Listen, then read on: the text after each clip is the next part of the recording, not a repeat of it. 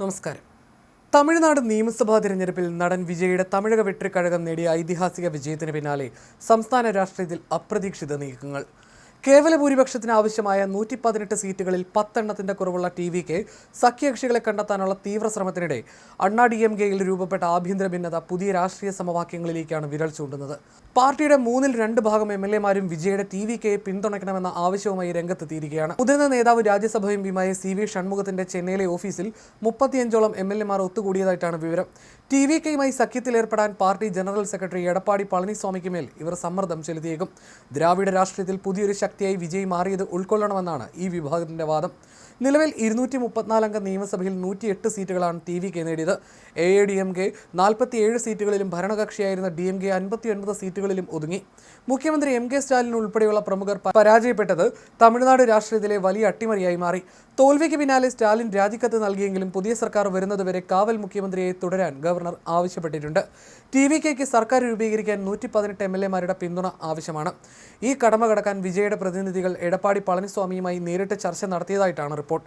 അണ്ണാ ഡി.എം.കെയിലെ ഒരു വിഭാഗം എം.എൽ.എമാർക്ക് നിലവിലെ പാർട്ടി നേതൃത്വത്തോടുള്ള അതൃപ്തിയും വിജയ് പക്ഷത്തേക്ക് ചായാൻ കാരണമാകുന്നുണ്ട്. മൈല മണ്ഡലത്തിൽ നിന്ന് വിജയിച്ച സി.വി. ഷൺമുഖമാണ് ടി.വി.കെയെ പിന്തുണയ്ക്കണമെന്ന ആശയം ശക്തമായി മുന്നോട്ട് വെക്കുന്നത്. ടി.വി.കെയ്ക്ക് 10 എം.എൽ.എമാരുടെ പിന്തുണയുണ്ടെങ്കിൽ മാത്രമേ സുസ്ഥിരമായ ഒരു ഭരണം കാഴ്ചവെക്കാൻ സാധിക്കൂ. നിലവിൽ 5 കോൺഗ്രസ് എം.എൽ.എമാരുടെ പിന്തുണ വിജയ്ക്ക് ലഭിച്ചു കഴിഞ്ഞു. CPI ഉൾപ്പെടെയുള്ള ഇടതുപക്ഷ പാർട്ടികളും വിജയ്ക്ക് അനുകൂലമായി ചിന്തിക്കുന്നുണ്ട്. ഈ സാഹചര്യത്തിൽ അണ്ണാ ഡി.എം.കെയുടെ പിന്തുണ കൂടി ലഭിച്ചാൽ വിജയ്ക്ക് വലിയ ഭൂരിപക്ഷത്തോടെ ഭരണം ആരംഭിക്കാനാകും. ലോട്ടറി വ്യവസായി സാന്റിയാഗോ മാർട്ടിന്റെ കുടുംബവുമായിട്ടുള്ള ടി.വി.കെയുടെ ബന്ധവും രാഷ്ട്രീയ ചർച്ചകളിൽ ഇടം പിടിക്കുന്നുണ്ട്. അണ്ണാ ഡി.എം.കെ ടിക്കറ്റിൽ ജയിച്ച ലീമ റോസിന്റെ മരുമകൻ ആദവ് അർജുന ടി.വി.കെയിലെ മുതിർന്ന നേതാവാണ്. ഇരു പാർട്ടികളും തമ്മിലുള്ള ചർച്ചകൾക്ക് പിന്നിൽ ഇത്തരം വ്യക്തിപരമായ ബന്ധങ്ങളും വലിയ പങ്ക് വഹിക്കുന്നുണ്ടെന്ന് രാഷ്ട്രീയ നിരീക്ഷകർ വിലയിരുത്തുന്നു.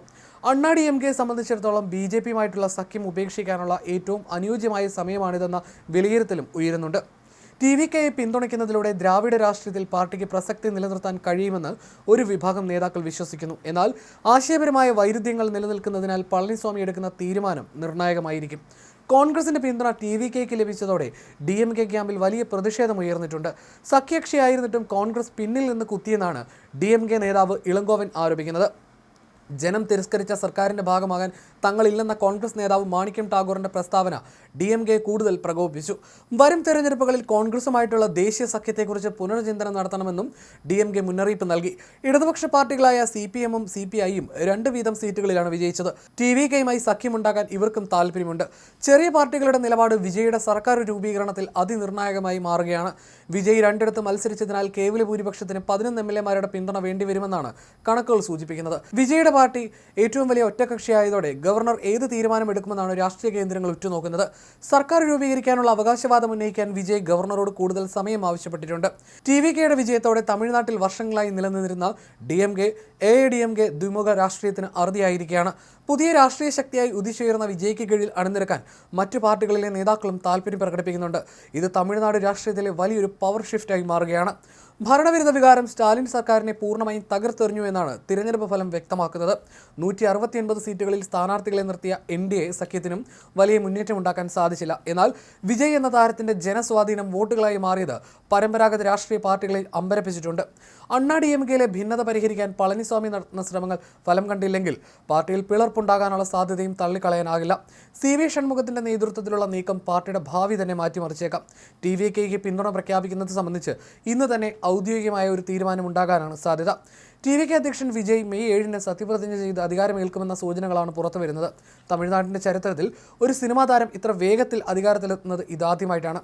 സംസ്ഥാനത്തിന്റെ വികസനത്തിനും മാറ്റത്തിനുമായി വിജയ് അവതരിപ്പിക്കുന്ന കർമ്മ പദ്ധതികൾക്കായി കാത്തിരിക്കുകയാണ് തമിഴ് മക്കൾ.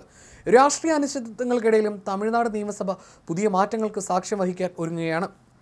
ടി.വി.കെ എ.ഐ.ഡി.എം.കെ സഖ്യം യാഥാർത്ഥ്യമായാൽ അത് ഇന്ത്യൻ രാഷ്ട്രീയത്തിലെ തന്നെ ഏറ്റവും വലിയ രാഷ്ട്രീയ പുനർക്രമീകരണങ്ങളിലൊന്നായി മാറും.